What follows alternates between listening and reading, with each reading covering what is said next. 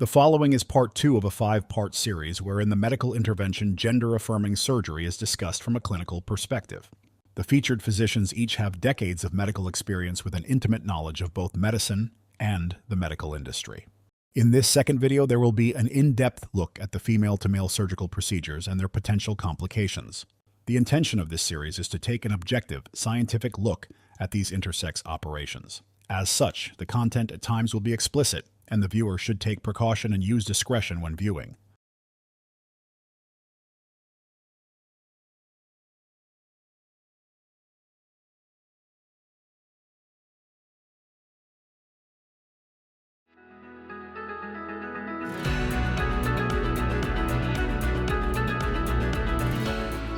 Welcome to the Gold Report, where we inspire you to be 10% more courageous.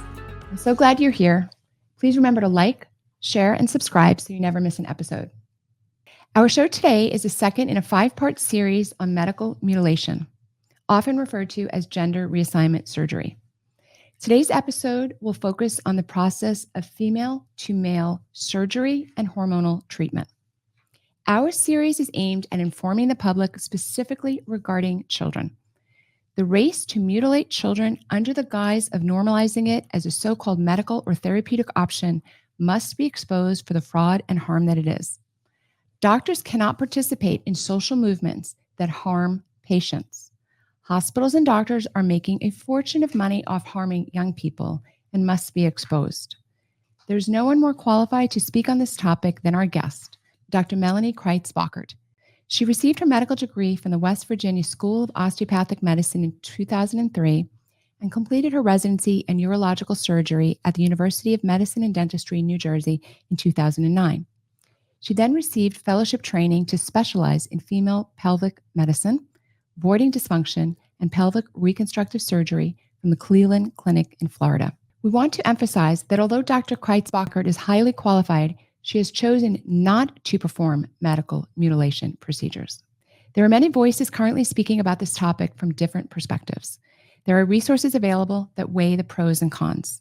The focus of our series is to provide the necessary medical information about these procedures, information that is completely absent in public conversation, and we will be exposing the brutal physical reality of medical mutilation.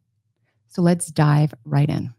Dr. Crites-Bachert, thank you so much for joining us again. Thank you. Can you take a moment to share with us what would be the steps that would have been necessary for an individual to have already taken before they would end up in front of a urological surgeon like yourself? So as we discussed in the last segment, patients should be addressed from a holistic standpoint, mind, body, spirit. And when I say holistically, I don't mean herbs and naturopathic. I'm talking about the patient as a whole. A patient is more than a body. They are mind, they are body, they are spirit.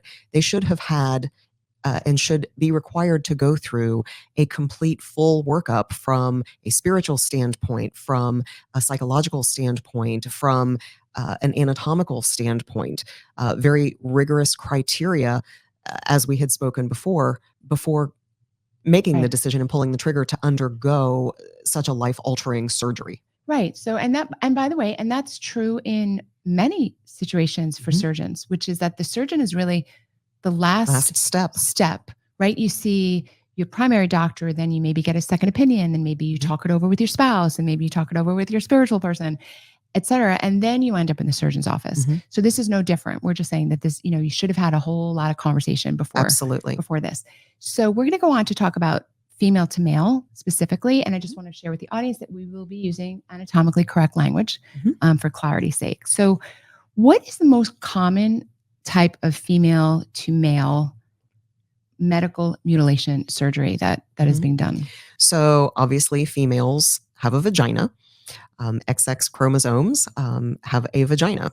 So whenever somebody wants to transition to a male anatomically, it would be the destruction of the vagina to then create a functional phallus or penis, substantial enough and functional enough for penetration for sexual intercourse.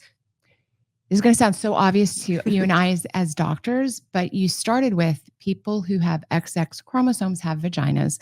People with XY chromosomes have penis and testicles. Correct. So I just want to clarify for everybody, there's nothing that you can do as a surgeon that would ever change the person's chromosomes or DNA. You're just Correct. talking about just changing The organs, the something on the body. anatomical appearance. Yes. Yeah, just exactly like the appearance or something, right? Like Mhm. same as, a leg or an arm. Correct. It's just the external thing. Okay.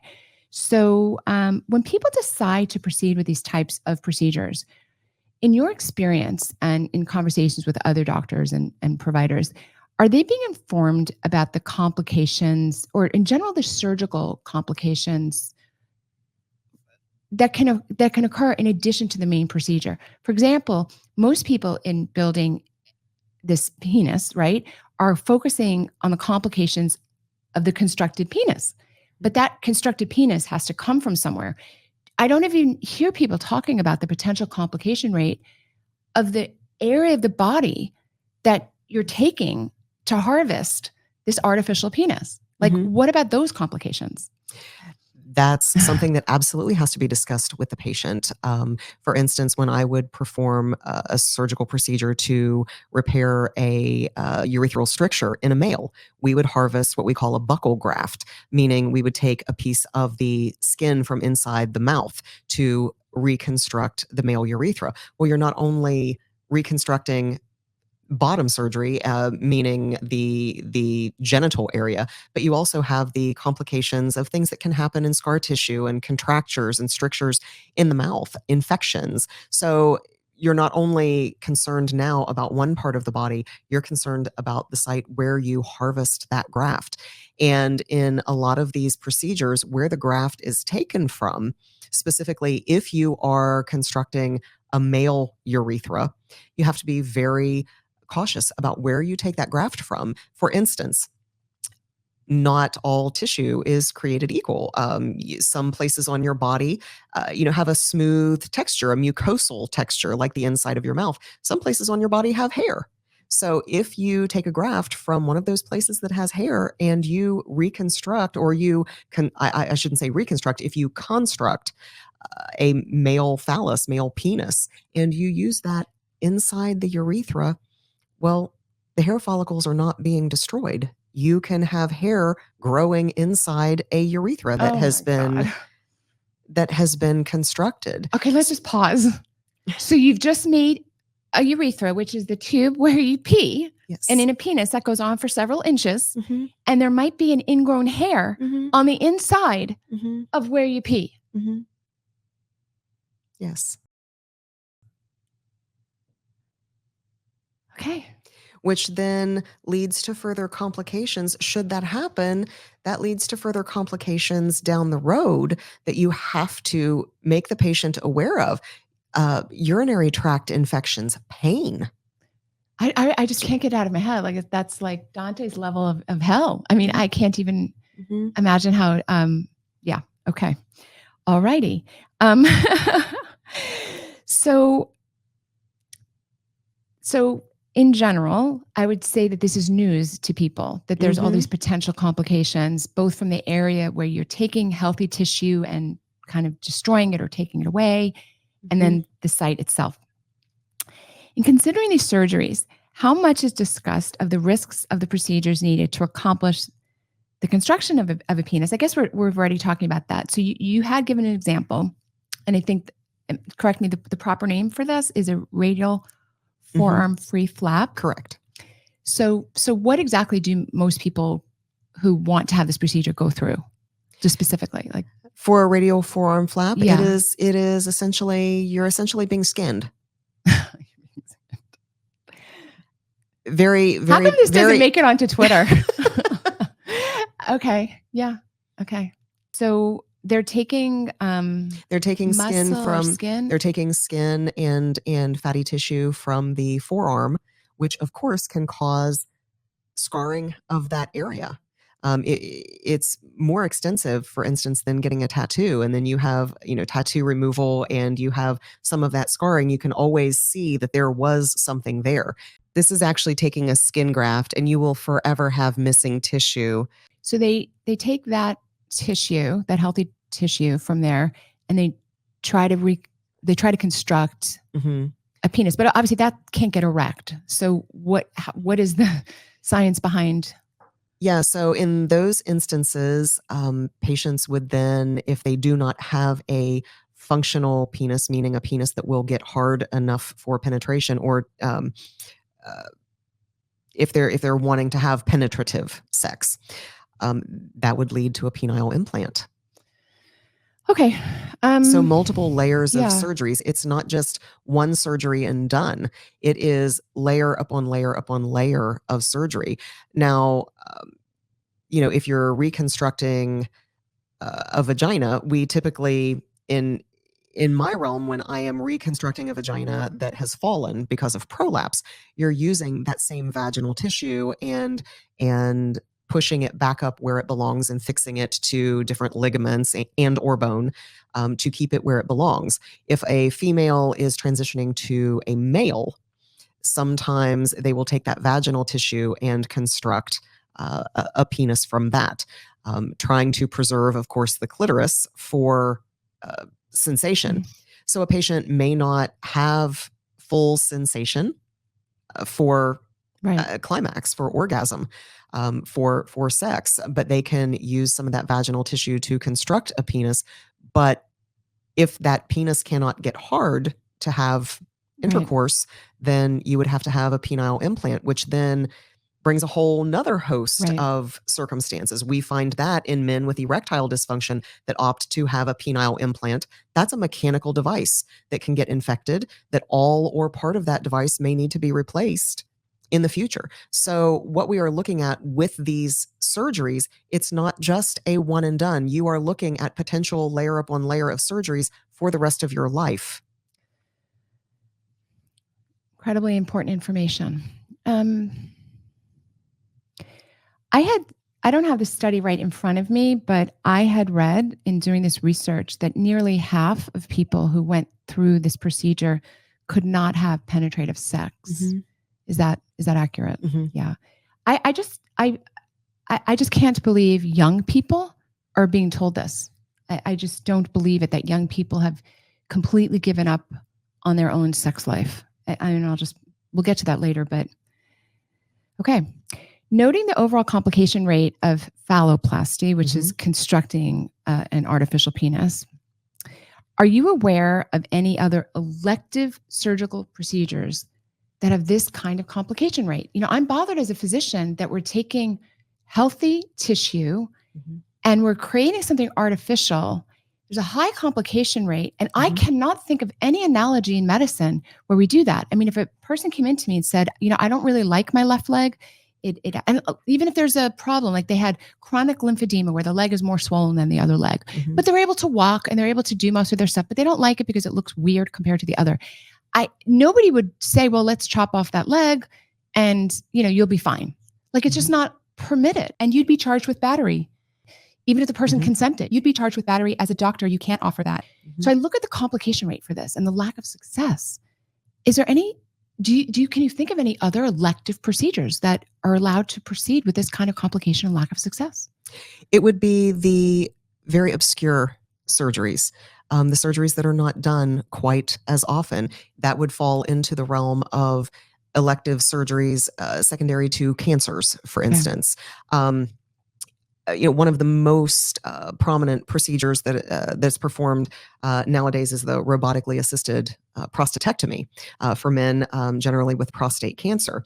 And even with that, there's less than a 5% complication rate with that, versus the older procedures having up to a 35% complication rate. So even with this most commonly performed procedure for a cancer procedure, it still doesn't have as high of a complication rate as these particular procedures do. And we're taking into account complications, such as stricture disease, bladder neck contractures that's a form of stricture, scar tissue formation as a result of taking out the prostate, and the older open surgeries where you had to open the abdomen, you would have a 35%, approximately 35% rate of bladder neck contracture. That is substantially decreased. But even with those old older procedures that aren't performed quite as often anymore,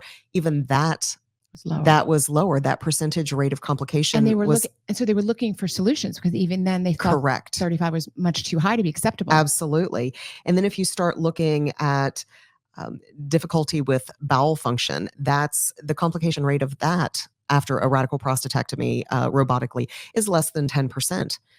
When you're considering, for instance, for women, pelvic organ prolapse surgery, overall complication rate is around 20%, give or take there. And those higher complication rates are generally due to the use of mesh augmentation for reinforcement of that tissue. And that's around 10 to 20% complication rate. And it can be as high, complication rate as high as 25% for urinary incontinence. However, urinary incontinence is very treatable. So I wouldn't even consider that a complication per se, because that's correctable. So what I'm hearing you say is that the complication rate for the phalloplasty procedures, and oftentimes there's multiple, it sounds like it's much higher than 50%, because they need multiple surgeries. That's not even counting if it works or doesn't work, because there's a study that says 46% of the time this artificial phalloplasty can't even do penetrative sex. Correct. Let alone climax, orgasm, all of those things. But then you have the medical complication rate, sounds like it's over 50%, but even if it was 46% or 50%, that's still so much higher than other procedures that we do in medicine. Correct. Even these very high, you're giving me very high numbers. In the ER, I wouldn't have had procedures that had like 10 or 20% complication rates. You are dealing with a sicker population, often cancer and reconstruction. So you're even going up to complication rates up to 20%. But I've never heard of anything like this. 45, 55% complication rate. Urethral fistula as a result of a phalloplasty. In a 25-year retrospective review, the complication rate for urethral fistula, which is a connection between the urethra and either the bowel or another organ, is up to 49%. Let's pause there. So urethral fistula sounds like just two words that we put together. It is an unmitigated disaster. Yes. It's a disaster. Like, our audience doesn't realize what a disaster having a urethral fistula is. So a fistula, say it again. A urethral fistula. Tell Yes. the audience what it is. So that is a connection between the urethra, so the tube that carries urine from the bladder to the outside of the body, that is the urethra. When there is a connection between the urethra and another structure, generally that is the bowel. That constitutes a fistula. So ostensibly, a patient can be having urine come out of the anus with bowel movements, or fecal material coming out of the urethra when they urinate, because there's a connection between the two. And urethral fistula, 25-year retrospective review showing urethral fistula complication rate from phalloplasty is as high as 49%. Oh my God. Okay. So you have nearly, in a 25-year retrospective review, meaning looking back on all of these procedures, a patient needs to be told from this data that there is nearly a 50% chance that forming a penis can have a nearly 50% chance of having a connection between the urethra and the bowel. And that is automatic.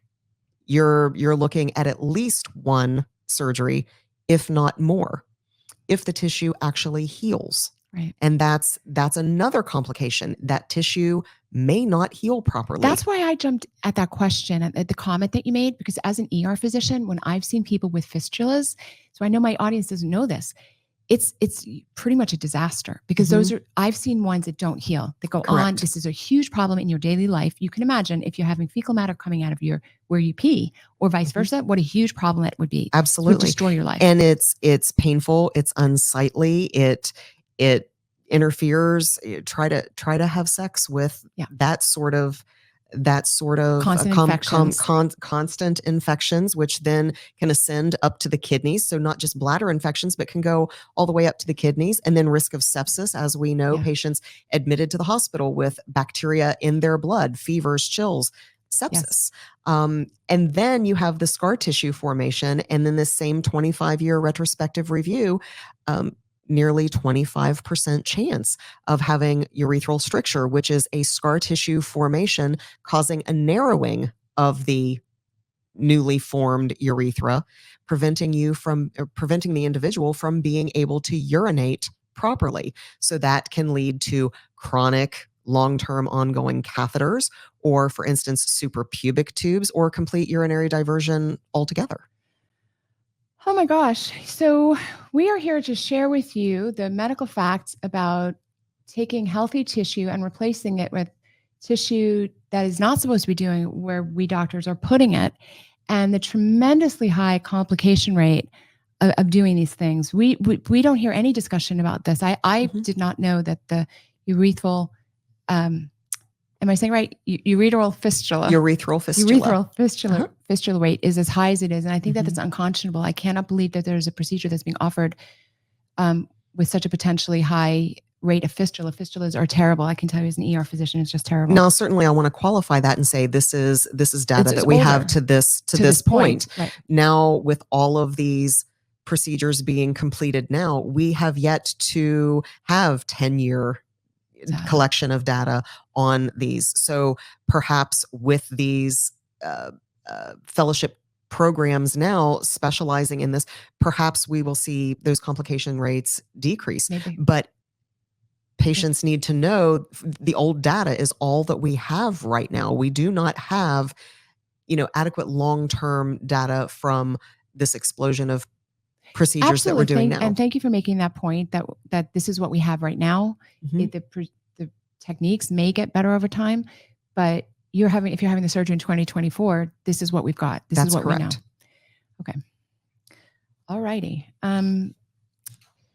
So as we're talking about this, it's clear that there have to be many complicated individual variables that have to come together perfectly for this to work well for the patient as a whole. Correct. Right? We haven't even talked about hormone treatment, but the flap harvest area, the phallus construction, we didn't even talk about the top surgery or cosmetic surgery, but all of this has to come together perfectly to work for the patient. Correct.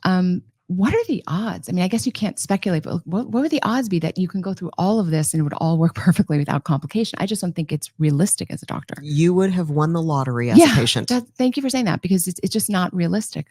As an ER doctor, I see complications all the time. Correct. So a person who wanted to have the anatomy of a male, who wanted to be able to have sex, which required the delicate hormonal balance, a functioning penis that can be erect, and the ability to achieve orgasm.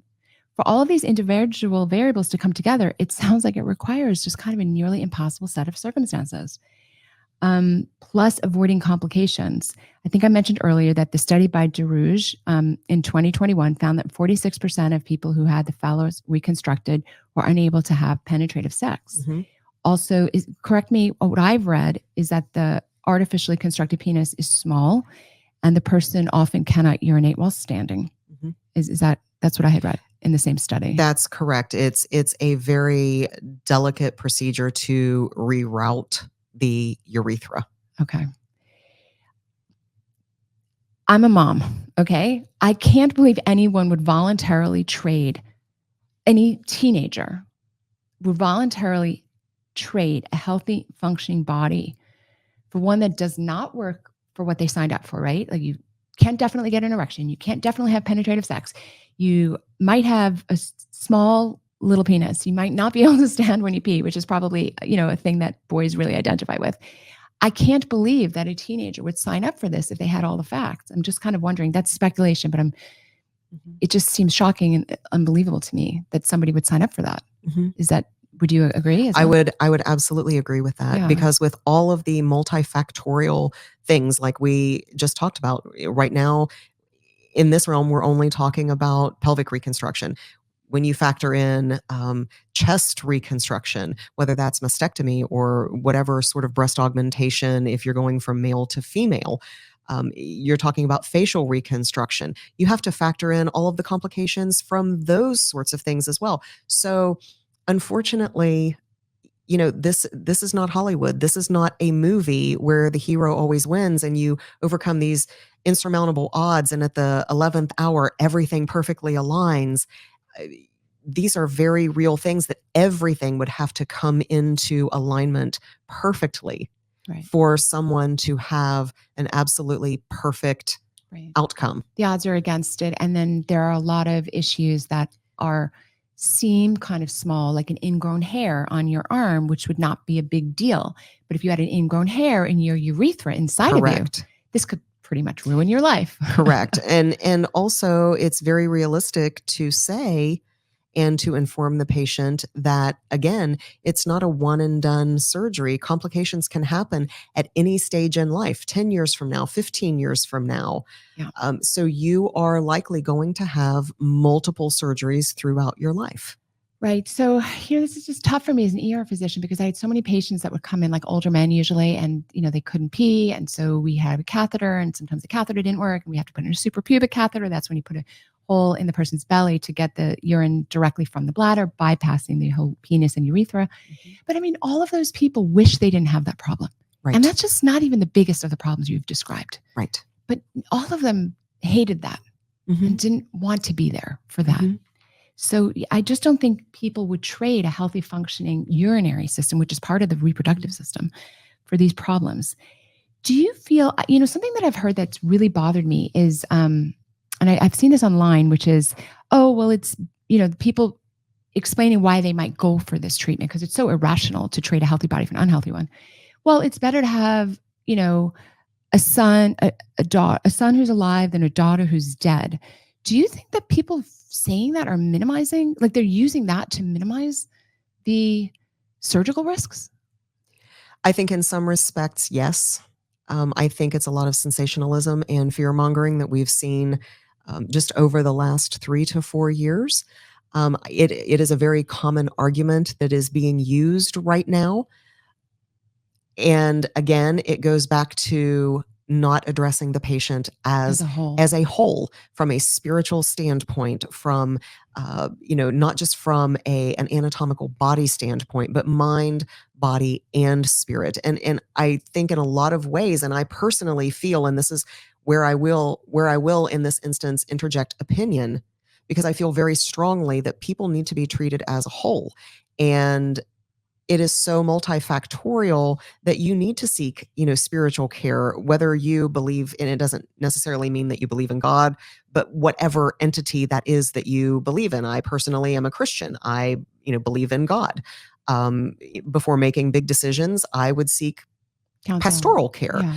But also from a psychological standpoint, psychological care, and it's where we're leaving that out at this juncture, I believe. I'm very upset when I hear people say I'd rather have having a live son than a dead daughter, because as an emergency physician, we would see people who were called suicidal on the outside. That's where you go. You land in the ER. So I am an expert at seeing lots of people that society is saying is potentially suicidal. And I'm here to tell you that the vast, overwhelming numbers of people who commit suicide is a minuscule fraction. It's less than 1% of people who express what's called suicide ideation or even a suicidal effort, like a suicidal, you might take a step towards it.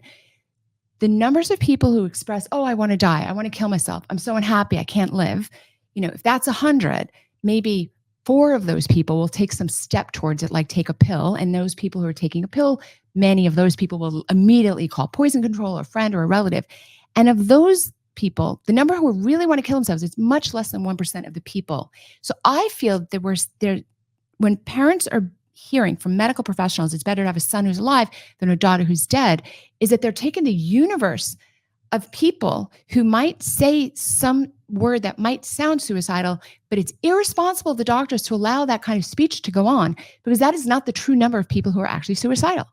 In other words, look at the patient as a whole, have them talk to the pastor, have them talk to a doctor, psychologist. I think support groups are actually fantastic. Other people like in the similar situation. This should not enter the conversation of whether or not you're going to go through a series of medical procedures and surgeries that are essentially irreversible. We haven't even gotten there, but very difficult, fraught with complication, and probably not going to get you the result you wanted. So I just want to remove that piece of it, like that's suicidal, because I feel as though that's fear mongering.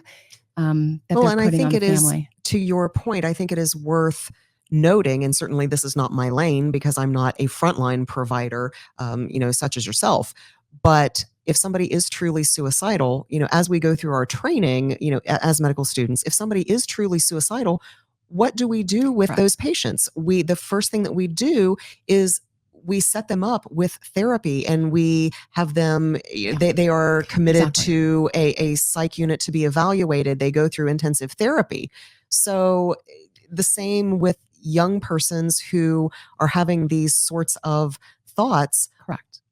We shouldn't just say, well, they're suicidal, because even if they were suicidal, and assuming that they would be, even if they are, the first step would be Correct. addressing the mental health aspect of that. Right. And you can correct me if I'm wrong. As I said, that's not my particular what lane. You're saying, so I wanted to explain to people that there's a universe of what's called suicidal ideation, basically people making statements. Very tiny numbers of those people are actually suicidal.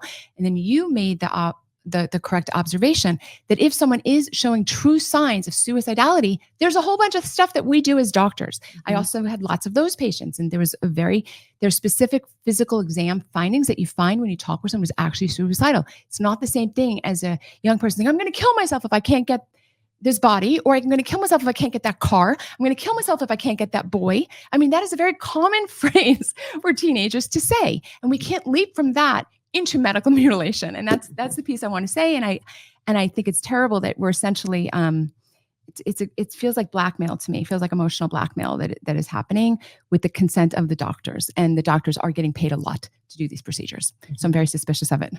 Can we just talk for a moment, just kind of briefly, because you touched on it, and it may come through. So we've talked about what people call bottom surgery, which is trying to construct an artificial penis. And that's, of course, a huge piece, but also female to male has to deal with the breasts. They have to have hormonal changes. They maybe want to do facial, just like a brief overview of what other surgical or hormonal things they might have to face. So specifically this segment, we're talking about female to male reassignment surgery as it's being called today. So for female to male, you have mastectomies. Oftentimes that patients will undergo a mastectomy. They will have complications from that, or can have complications from that. Certainly some scarring. As you mentioned, facial reconstructive surgery, if they are transitioning from female to male, they may want a more masculine appearance. Facial wise, certainly with hormonal manipulation, some of that will be addressed, because with testosterone therapy, they will start growing facial hair. Their voice will deepen.